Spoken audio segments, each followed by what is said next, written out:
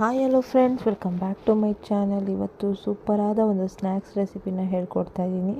ತುಂಬ ಈಸಿ ಮಾಡೋದು, ಮತ್ತು ಮಕ್ಕಳಿಗೆ ಈ ಚಿಪ್ಸ್ ಪ್ಯಾಕೆಟ್ಗಳು, ರೆಡಿಮೇಡ್ ಪ್ಯಾಕೆಟಲ್ಲಿರೋ ಚಿಪ್ಸ್ಗಳೆಲ್ಲ ಕೊಡೋಕ್ಕಿಂತ ಈ ಥರ ಒಂದು ಹೋಮ್ ಮೇಡ್ ಸ್ನ್ಯಾಕ್ಸ್ನ ನೀವು ಮನೇಲೇ ಮಾಡಿಕೊಡೋದ್ರಿಂದ ಹೆಲ್ತಿಗೂ ಒಳ್ಳೆಯದು, ಮತ್ತು ನಮಗೂ ಒಂದು ಸ್ಯಾಟಿಸ್ಫೈ ಇರುತ್ತೆ. ಮನೇಲೇ ಹೋಮ್ ಮೇಡ್ ಏನೂ ತೊಂದರೆ ಆಗಲ್ಲ ಸ್ನ್ಯಾಕ್ಸ್ ಈ ಥರ ಕೊಟ್ಟರೆ ಅಂತ.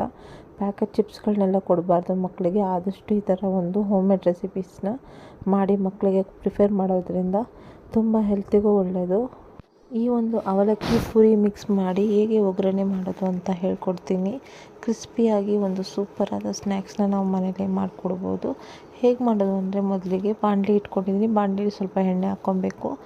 ಇದನ್ನು ಬಟಾಣಿ ಬೇಕಾದ್ರೆ ಬಟಾಣಿ, ಕಡಲೆಬೀಜ ಇದನ್ನೆಲ್ಲ ಹುರ್ಕೊಬೇಕಲ್ವ, ಅದಕ್ಕೋಸ್ಕರ ಹುರ್ಗಡ್ಲೆ ಇದೆಲ್ಲ ಹುರ್ಕೊಳೋಕ್ಕೋಸ್ಕರ ನಾವು ಫಸ್ಟು ಸ್ವಲ್ಪ ಎಣ್ಣೆ ಹಾಕ್ಬಿಟ್ಟು ಎಣ್ಣೆ ಕಾಯೋ ತನಕ ವೆಯ್ಟ್ ಮಾಡೋಣ. ನೋಡಿ, ಫಸ್ಟ್ ನಾನು ಅವಲಕ್ಕಿ ತೊಗೊಂಡಿದ್ದೀನಿ, ಗಟ್ಟಿ ಅವಲಕ್ಕಿ.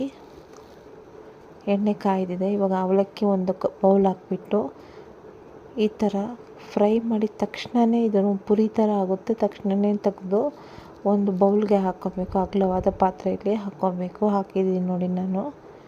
ಈಗ ಅದೇ ಎಣ್ಣೆಲಿ ಹುರಿಗಡ್ಲೆನ ಸ್ವಲ್ಪ ಲೈಟಾಗಿ ಹುರ್ಕೊಂಬಿಟ್ಟು ಹಾಕ್ಕೊಳ್ಳೋಣ. ನಿಮಗೆ ಈ ಹುರಿಗಡ್ಲೆ, ಕಡಲೆಬೀಜ ಎಲ್ಲ ಸ್ವಲ್ಪ ಬೇಕು, ಜಾಸ್ತಿ ಬೇಡ ಅಂದರೆ ಸ್ವಲ್ಪ ಹಾಕ್ಕೊಬೋದು. ಇಲ್ಲ ಹುರಿಗಡ್ಲೆ ಎಲ್ಲ ಬೇಕು, ಜಾಸ್ತಿ ಬೇಕು ಅಂದರೆ ಜಾಸ್ತಿ ಕ್ವಾಂಟಿಟಿ ಹಾಕ್ಕೊಬೋದು, ಚೆನ್ನಾಗಿರುತ್ತೆ. ಈಗ ಕಡಲೆಬೀಜ ಹಾಕ್ಕೊತಾ ಇದ್ದೀನಿ. ಅದೇ ಎಣ್ಣೆಲಿ ಕಡಲೆಬೀಜನೂ ಹುರ್ಕೊಂಬಿಡೋಣ.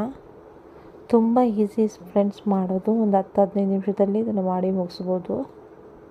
ಕಡಲೆಬೀಜನೂ ಚೆನ್ನಾಗಿ ಫ್ರೈ ಆಗಿದೆ. ಅದನ್ನು ಸಹ ಅದೇ ಒಂದು ಪಾತ್ರೆಯಲ್ಲಿ ಹಾಕ್ಕೊತಾ ಇದ್ದೀನಿ.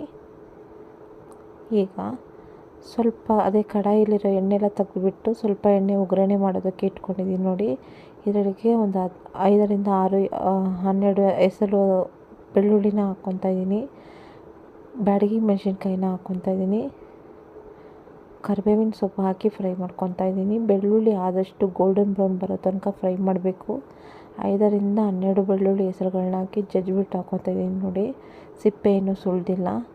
ಕೊಬ್ಬರಿನೂ ಹಾಕ್ಕೊತಾ ಇದ್ದೀನಿ. ಸ್ವಲ್ಪ ಒಂದು ಇಡೀ ಕೊಬ್ಬರಿನೂ ಹಾಕ್ಕೊತಾ ಇದ್ದೀನಿ. ತುಂಬ ಫ್ಲೇವರ್ಫುಲ್ಲಾಗಿರುತ್ತೆ ಕೊಬ್ಬರಿ ಹಾಕಿದರೆ. ಇವಿಷ್ಟನ್ನು ಚೆನ್ನಾಗಿ ಎಣ್ಣೆಲಿ ಫ್ರೈ ಮಾಡ್ಕೊಳ್ಳೋಣ. ಈ ಕೊಬ್ಬರಿ ಮತ್ತು ಬೆಳ್ಳುಳ್ಳಿ ಗೋಲ್ಡನ್ ಬ್ರೌನ್ ಬರೋ ತನಕ ನಾವು ಫ್ರೈ ಮಾಡಬೇಕು. ರುಚಿಗೆ ತಕ್ಕಷ್ಟು ಸ್ವಲ್ಪ ಉಪ್ಪು ಹಾಕ್ಕೊಳ್ಳೋಣ.